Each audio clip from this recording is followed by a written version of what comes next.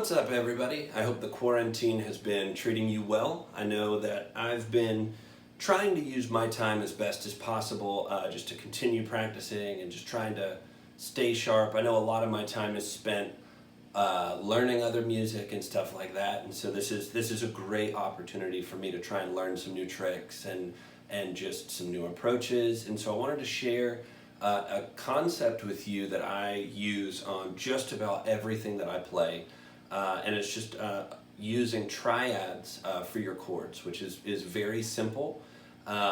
It's just the root note, the third, and the fifth, and I'll show you how to voice those in more of a mid-range of the guitar neck, so that you're not always, feeling stuck maybe at the bottom of the neck, like if you're very used to playing what people call cowboy chords or whatever down here. This is a way to get yourself a little bit higher up the neck. They're very nice, clean ways to voice your chords. So what I'd like to do is start in the key of C. We're going to start with the 1 or the C chord. I always think in terms of numbers, and so I'm going to try my absolute best to just not only say the number but also say the chord name. Maybe you think more in terms of chord names, and so I don't want you to feel left out as we're talking about this. I want for this to be something that everyone can understand. So we're going to start off on the 1 chord, which will be the C chord in the key of C. So it's a very, very familiar shape. It's got this same type of stair-step shape as maybe an F chord if you voice your chords this way rather than doing the bar chord. I know that can be pretty uncomfortable. So if you do voice your F this way, all we're doing is sliding that up. If you don't voice your F this way, I suggest you try it. So what we're going to do is we're going to move that shape up here.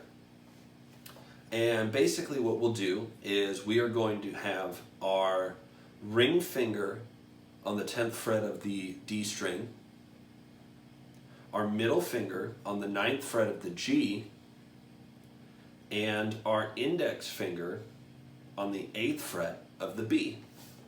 And again, that's just your root, your third, and your fifth of this chord, the C. It'll sound like this.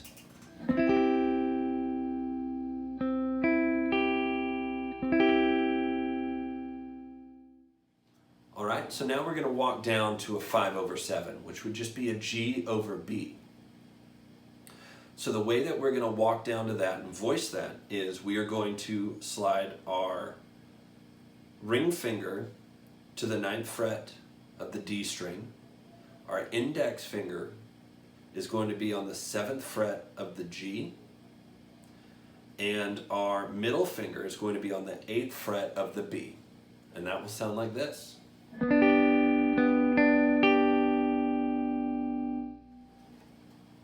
Next, we're going to do the 6 minor, which is going to be an A minor. This one is going to be nice and simple. What we're going to do is we are going to slide down 2 frets, and we're going to take our middle finger off. So what we'll be doing is our ring finger on the 7th fret of the D string, and then our index finger on the 5th fret of the G and B. Again, this is your 6 minor or A minor.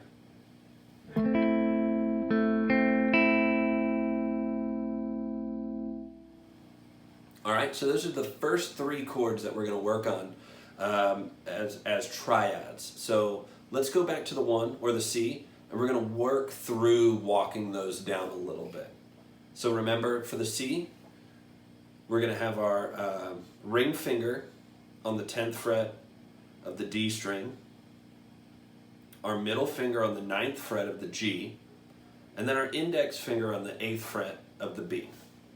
So I'm going to play the chords, and I'm just going to walk through them a couple of times so that we can get comfortable making these shape changes with our hands.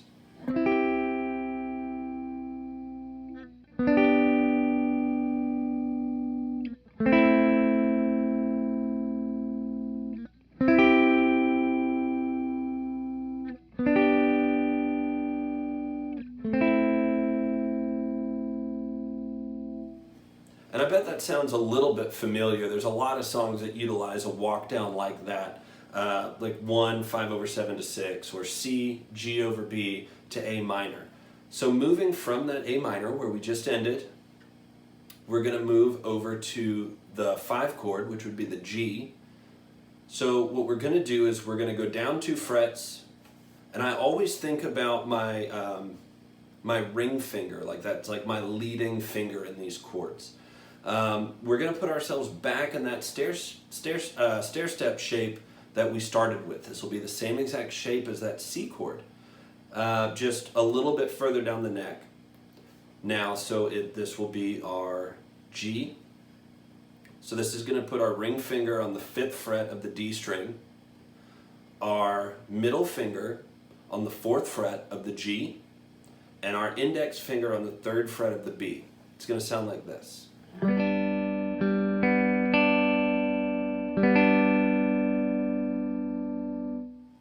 Alright, now for our Forecourt, or the F, I already showed you this a little bit earlier, but it's going to be this exact same stair step shape, just down 2 frets. That's it. You're not changing any of your hand position. All you're doing is just sliding that same one down. So you should have your ring finger on the 3rd fret of the D string, your middle finger on the 2nd fret of the G, and your index finger on the 1st fret of the B. That'll sound like this.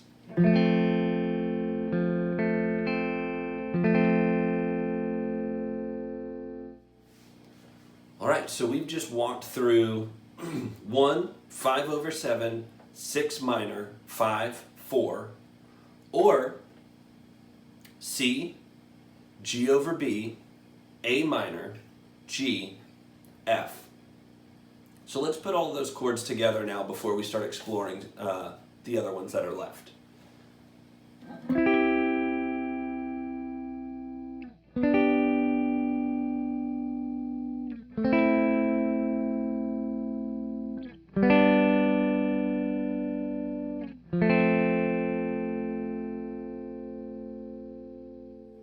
Alright, now I'm going to take those same chords and I'm going to walk up this time. So I'm going to start with the 4 or the F.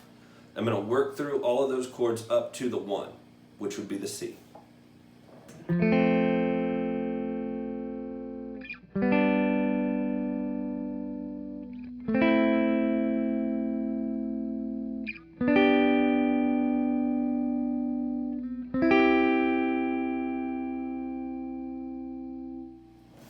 Alright, so we've only got a couple of chords left. I know there's all kinds of extensions, suspensions, whatever we want to try to add in there. But for now, we're just going to work on just these basic chord shapes. So here, we're at the bottom of the neck. We're starting to run out of room. We still have enough space where I can show you a 1/3, which would be our like a C over E, E over C. I always get that backwards. As well as a 3 minor, which would be your E minor. So starting from F, basically what we're going to do is we're going to come down a fret with our ring finger. So we'll do 2nd fret of the D string with our ring finger. We're going to leave the G open. We're not going to be fretting anything there. And then for this 1/3, we're going to do our middle finger on the 1st fret of the B. So that 1/3 will sound like this.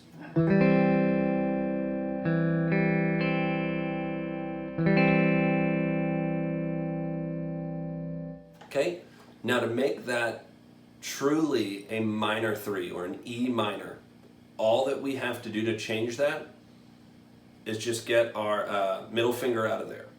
So all we should be fretting is the ring finger on the 2nd fret of the D string, and then we're just going to let these G and B strings ring open. So the 3 minor or E minor will sound like this.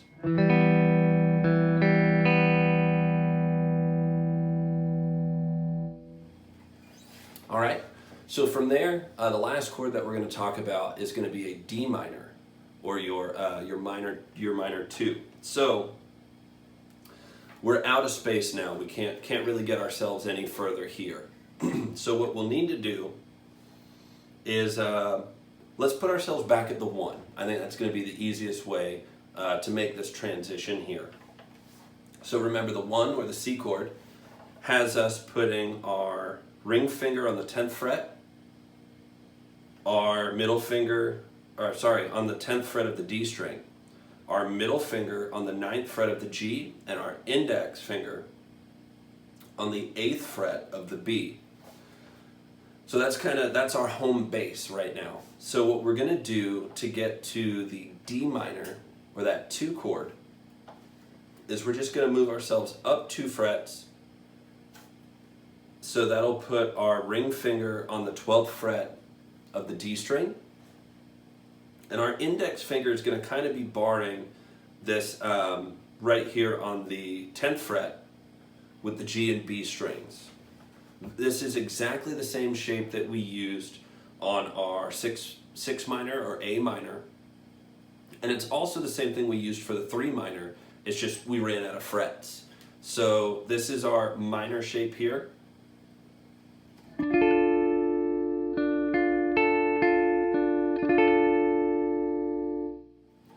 So let's walk through all of those. We're going to start on the 1, the C. We're going to walk ourselves all the way down. We'll grab that 2 after we hit the that 1/3 and the 3 minor, or E minor. We'll bring ourselves up here for that D minor, and then we're going to end with the 1, the C. All right, here we go.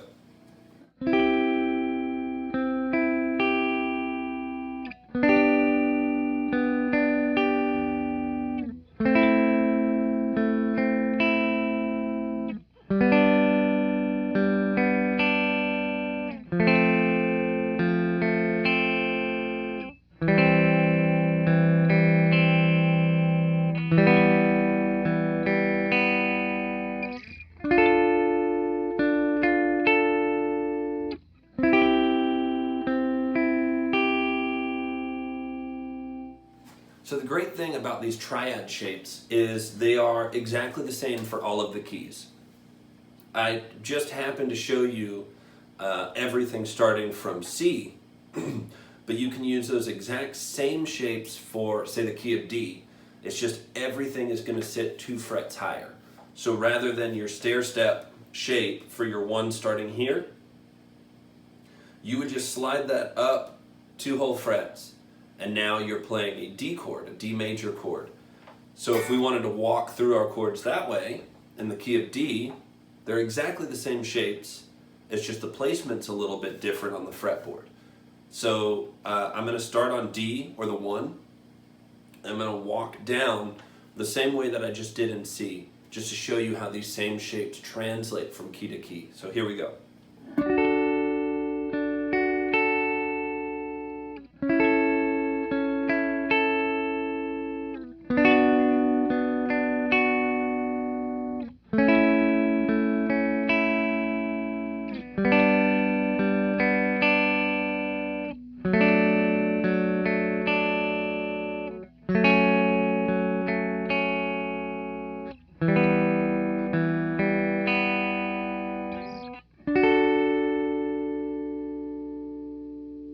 See, that time in the key of D, I didn't run out of frets at the bottom. So I was able to play that minor 2 down here at the end of the neck. Now I could have absolutely come up the octave the same way we had to do for C because we'd run out of fret space. So that 2 at the bottom of the neck in the key of D, which is your E minor,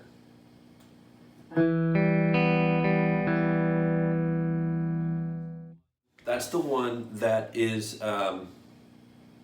just that 2nd fret with your ring finger, and then on the D string, and then you're letting the G and B ring open. So if we wanted to bring that up an octave to mirror what we had done with the key of C, you would do that same minor shape that we've been doing, but you would slide everything up 12 frets. So now your ring finger is on the 14th fret of the D string, and your index finger is barring on the 12th fret of the G and B string, excuse me, and it'll sound like this.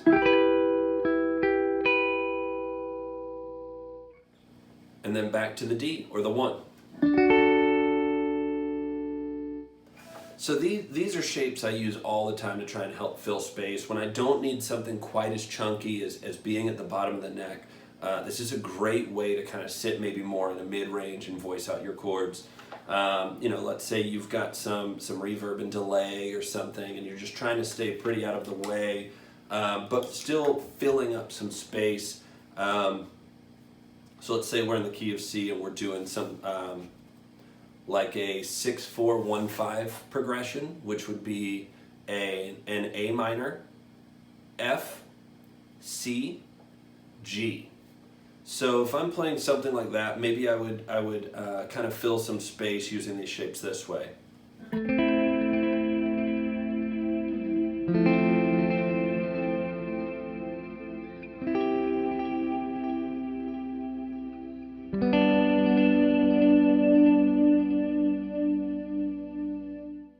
Also use these same shapes and kind of pick around and outline your chords just to kind of create some light melodic movement. So over that same chord progression, I could just do something like this.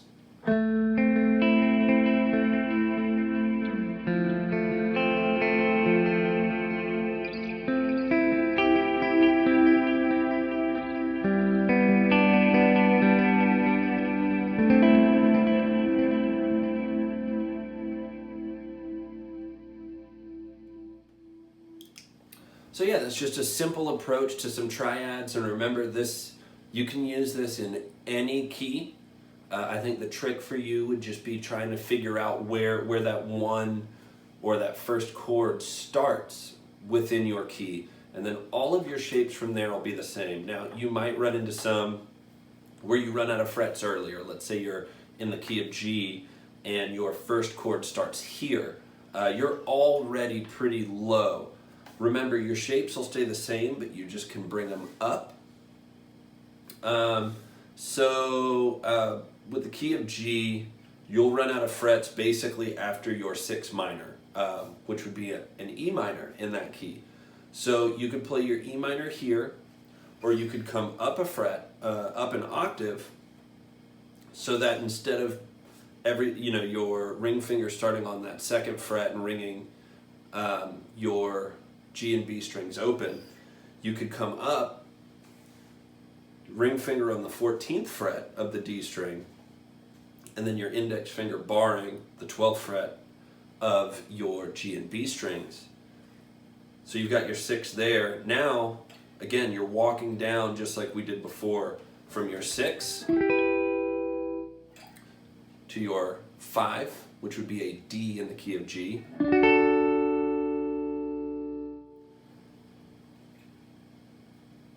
to the 4, which would be a C, and then walking down from there the same way with the 1/3, 3 minor, 2 minor, just like we did in the other keys. And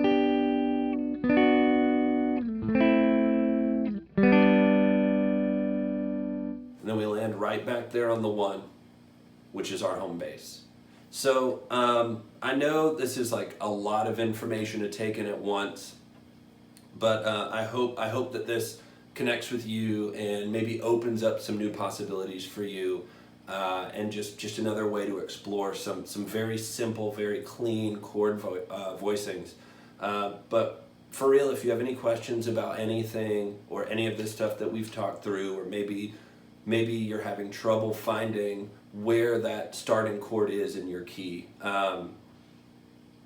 always feel free to ask. I've got a tuner pedal on my board, so an easy way to find that if you're having trouble is use your index finger and find what you're looking for on the D string. So let's say you need to be playing in the key of A. So you could use your tuner as a way to show you where your A is. So we found A, and this would be our 1 chord in that key.